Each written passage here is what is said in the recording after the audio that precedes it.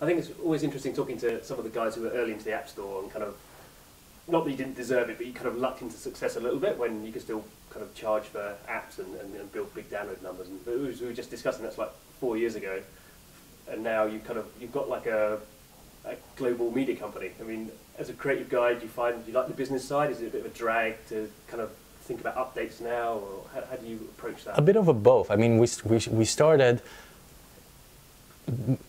making games and apps, so that was the business, and it turned into building a brand, Doodle Jump. The intention was never, let's create a hit, let's create one brand and focus on that, but let's build quite a few actually, fun, simple, quick play apps and keep on doing that. Well, we found success with Doodle Jump. Yes, part of it was luck, but a lot of it was being in the right place at the right time, which you can call luck, and also hard work, which goes without saying, but people need to be reminded of that because a lot of them think it's just you put an app out there and it works. So we're finding ourselves now in this brand business, which is a whole different can of worms. And it's funny, we're somewhat perceived as a game company. So a lot of people are asking us, so what's your next game? And we're really not a game studio so much anymore. We're really a production studio that's focusing on Doodle Jump, the game, and extending that outside of the game world and creating a long-lasting brand out of it. And it's super fun because it's almost like you're creating this being in some way. You're creating something that really has a personality, that has multiple extensions of its own, that needs a backstory, that needs a voice, that needs all the different outfits these days. You know, it's turned from one simple character to character with multiple personalities, with multiple ways of expressing different feelings in different seasons and different situations.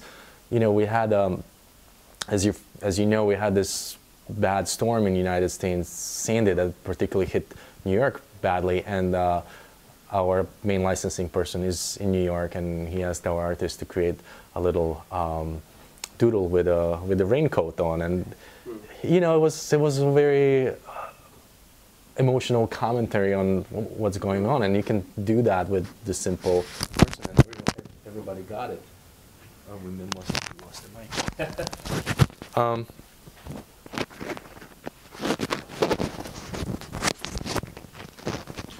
Is this supposed to snap on somehow, or it just goes? It's like it's one of your.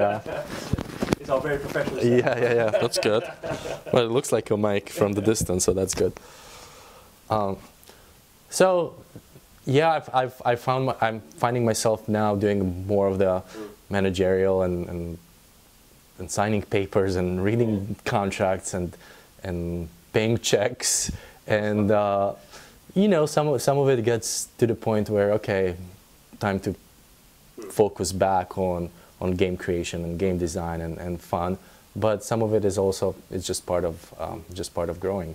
But I guess it's interesting when you have a brand and you, as I say, you start with this little effective doodle and suddenly realise it potentially does become like a cipher, like a bit like a Charlie Brown kind of thing, where it can just last for a long time and sit in lots of different snoop. You know, you can see how those brands did build themselves up. But equally, I mean, you are very creative, and remember when we've met up, you try to show me some other app or something you're trying to do. I mean, do you still feel you have the opportunities to have like little side projects and little things that you want to do that aren't necessarily games, or maybe are a completely different game, but you don't really, Doodle Jump doesn't fit into another idea you have? Every day I have to stop myself from doing something else because my mind is running into 100 different directions, and I have to remind myself, keep focus on Doodle Jump, keep focus on Doodle Jump. But yeah, I'm not saying I won't or we won't do a side project from time to time just because it's fun, just because we want to take a break, just because you know, we want to mix it up a little bit. But that's not really sort of what we're focusing on. And you kind of look back and kind of think, oh, I wish I'd had a if I knew this character was going to become so potentially so kind of useful, or so kind of universal, I might have changed, might not have been green, or might have designed it in a different way, or was that's just the genesis of the idea? That's the genesis of the idea. I think that's one of the things you were saying. You know, this kind of luck. You know, in a way that I think, you know, we got it right the first time, and then started building on top of it. Lovely. Thanks for your time. Cool. Thanks.